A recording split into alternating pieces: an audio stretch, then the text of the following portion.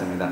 우리 사랑의 인사를 우리 옆 사람과 멀리 떨어져 계시면 가셔도 다가가셔도 좋고, 아니면 눈 인사라도 웃으면서 사랑합니다, 축복합니다. 우리 인사하실까요, 서로? 사랑합니다.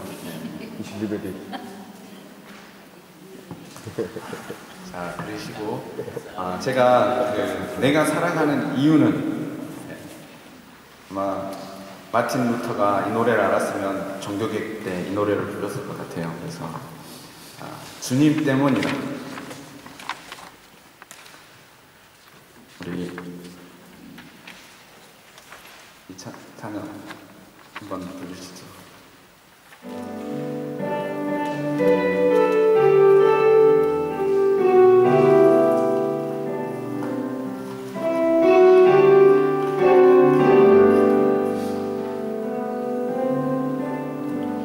내가 살아가는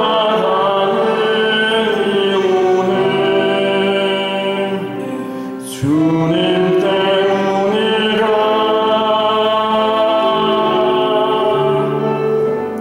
내가 여기 있는 이유도 주님 때문이라.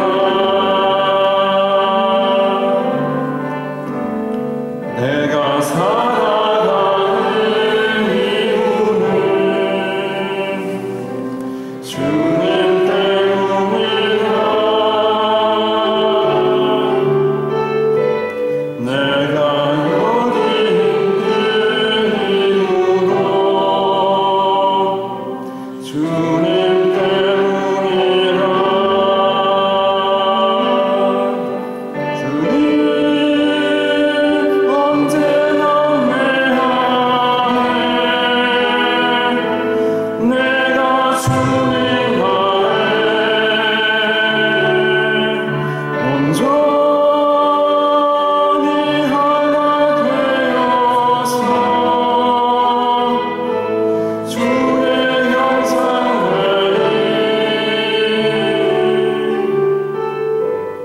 내가 살아가는 이유는 주님 때문이라. 내가 여기 있는 이유도 주님 때문이라.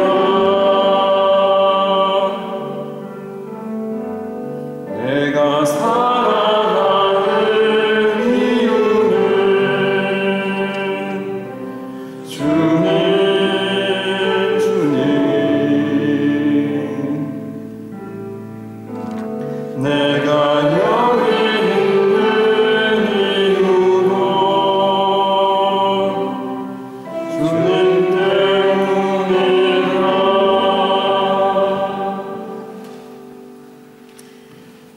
기도하시겠습니다. 참으로 좋으신 하나님 감사합니다. 살아계신 하나님의 존전에 나와 저의 마음을 쏟아놓고 주의 은혜를 사모하며 주의 말씀을 사모하며 이 시간 저희들이 주 앞에 있나이다. 성령 하나님께서 저희들을 하나로 묶어주시고 부족하고 연약한 종의 입술에서 나오는 말씀을 통해서 하나님의 뜻만이 전달되게 하시옵소서. 감사합니다. 예수님의 이름으로 기도했습니다. 아멘. 이 그림 다 갖고 계시나요? 이나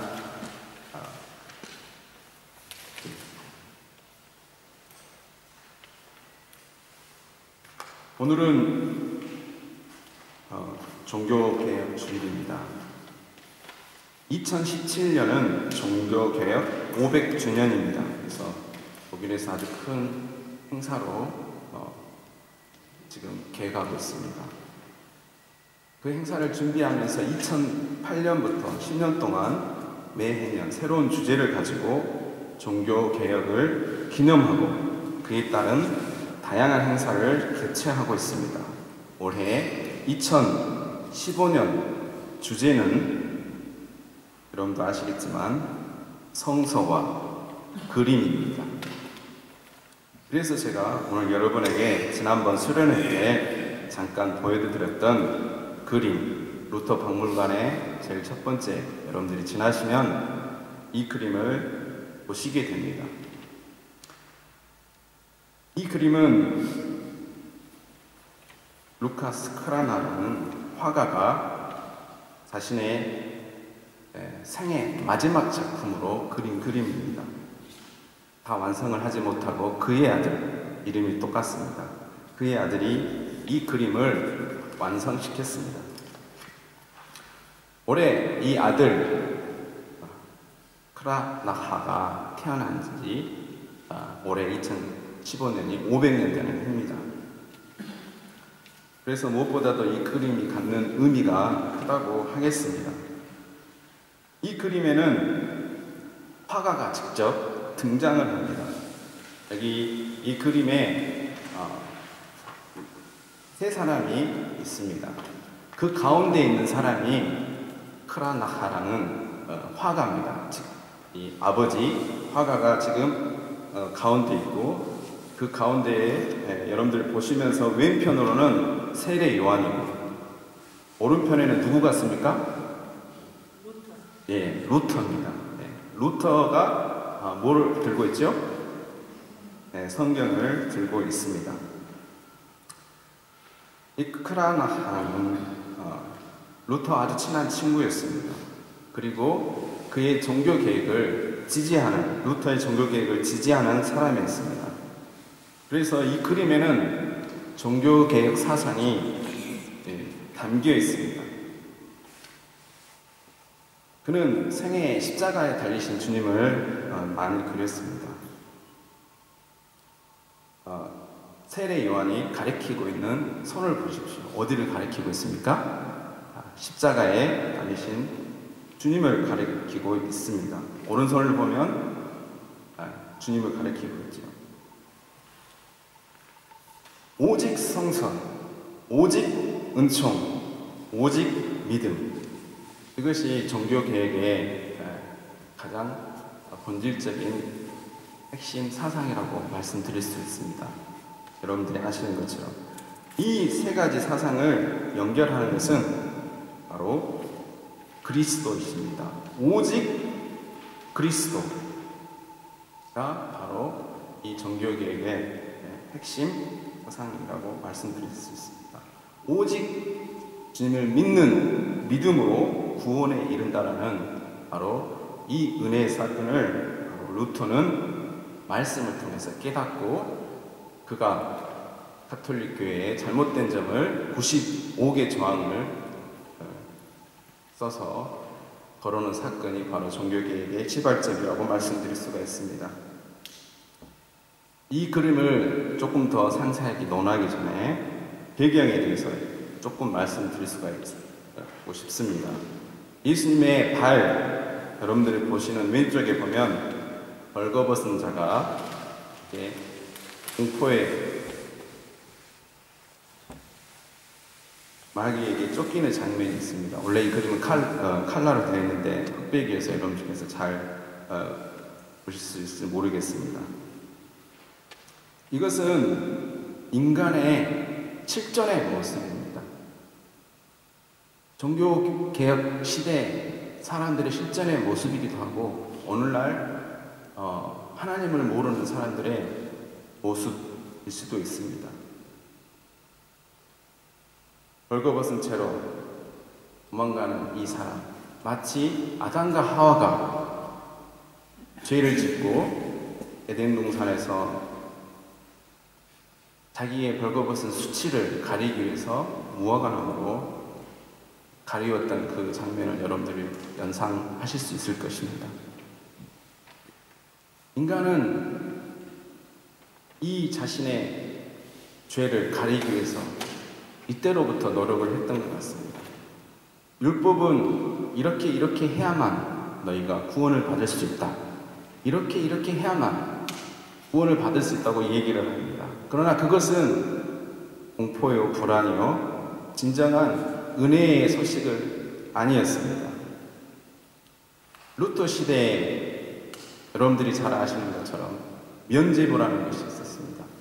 그것을 통해서 사람의 어떤 행위나 사람의 어떤 중개자를 통해서 구원에 이르겠다라는 그런 사상이 이어져 왔습니다. 아담과 하와 때부터 우리 하나님께서는 그때로부터 은혜의 구원의 계획을 보여주시고 실천하셨습니다. 이 그림의 반대편에는 여러분들이 잘 보이시지 않으실 텐데 예수님의 자국을 따라가시면 어떤 내용이 나오냐면 바로 모세가 이스라엘 백성을 구원하는 사건이 하나 나옵니다. 이게 민수기에 있는 말씀인데 21장 4절에서 9절에 있는 말씀에 나오는 내용입니다. 어떤 여러분들이 잘 아시죠? 이스라엘 백성들이 모세 앞에 불평을 했습니다. 하나님 앞에 불평을 했습니다.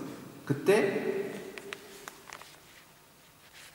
하나님께서 벌로 심판으로 그들의 죄를 물으셨습니다. 어떻게 해요? 불뱀을 동원하셔서 그들을 죽게 하고 또 그들이 이제 위기에 처할 수밖에 없는 그런 상황에 있었습니다.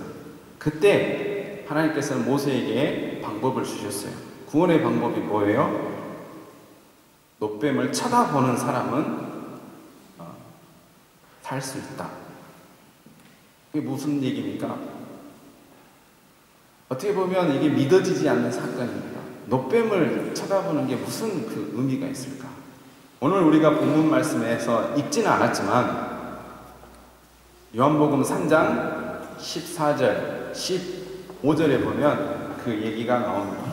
우리 요한복음 3장 14절, 15절 우리 읽지 않았으니까 같이 한번 읽어보겠습니다.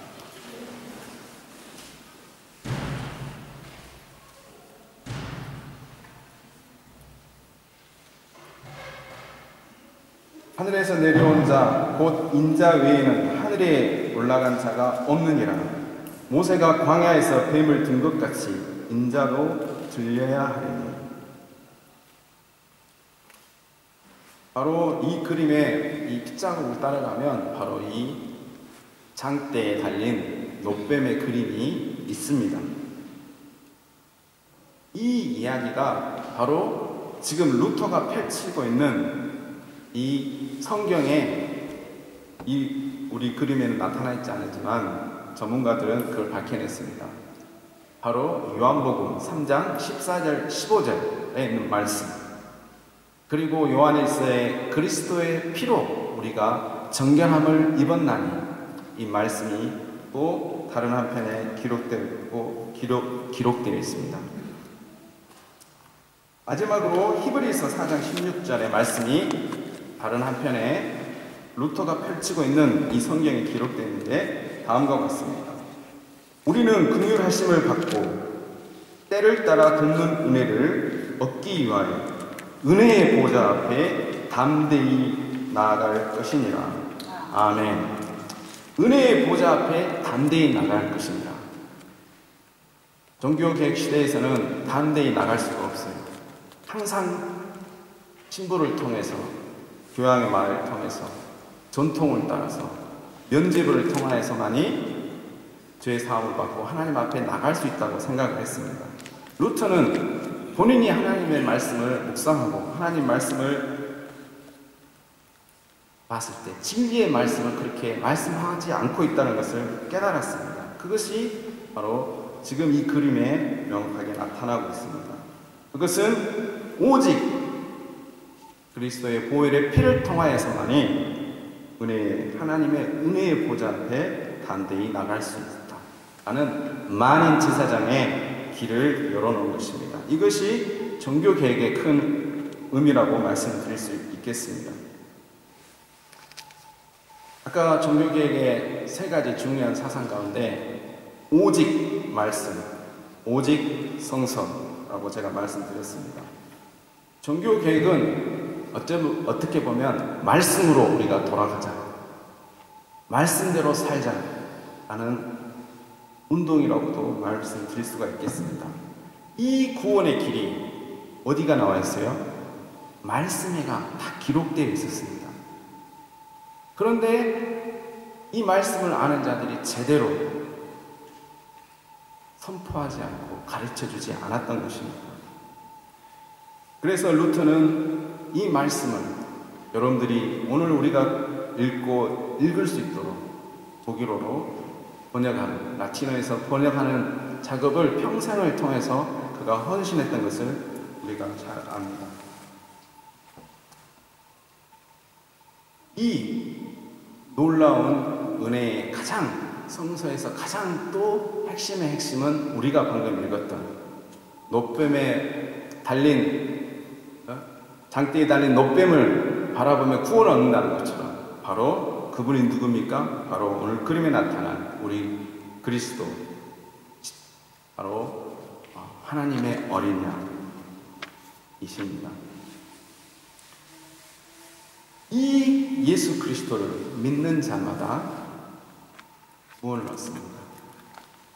왜 십자가에 예수께서 이렇게 달리셔야 했습니까? 오늘 요한복음 3장 16절에 하나님이 이 세상을 사랑하셨기 때문에, 하나님께서 나를 사랑하셨기 때문에 우리 주님께서 이렇게 십자가에 달리셨다고 오늘 성경은 말씀해 주고 있습니다.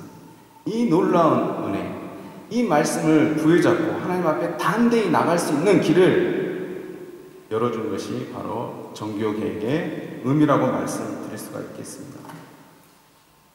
순수하게 하나님을 바라보자. 말씀을 흐리게 하는 모든 것들을 정화시키는 작업이 종교개혁입니다. 어느 교리나 누구 유명한 사람의 해석보다, 전통보다 바로 살아계신 하나님의 말씀을 따라 행하는 것이 종교개혁입니다. 마치 종교개혁은 다른 안경을 쓰고 있다가 그 안경을 벗고 하나님 말씀을 잘 볼 수 있는 안경으로 다시 바꿔 끼는 것처럼 저는 생각이 듭니다. 종교개혁 500년을 맞이해서 95명의 사람들에게 설문조사라는 것이 책에 나왔습니다.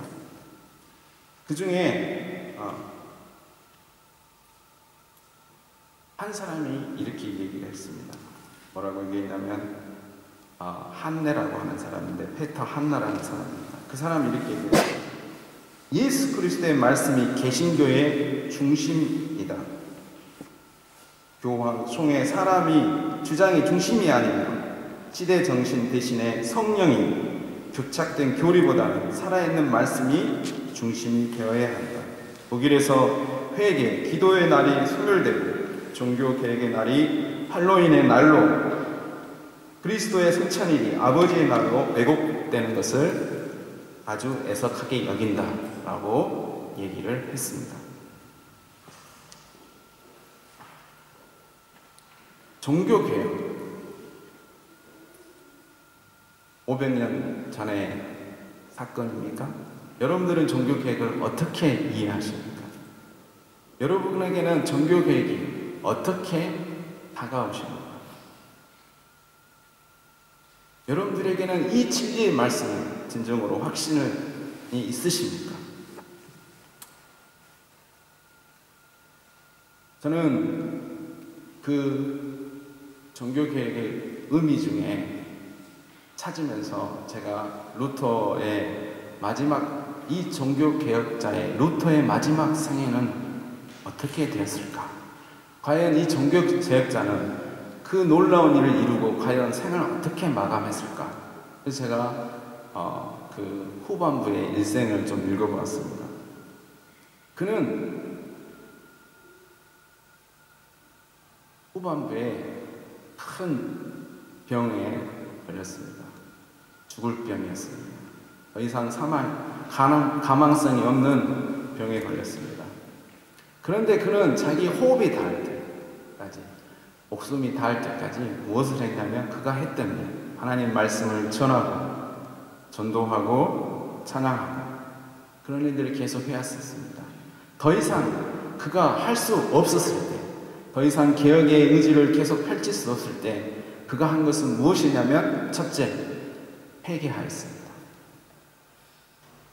회개하였습니다.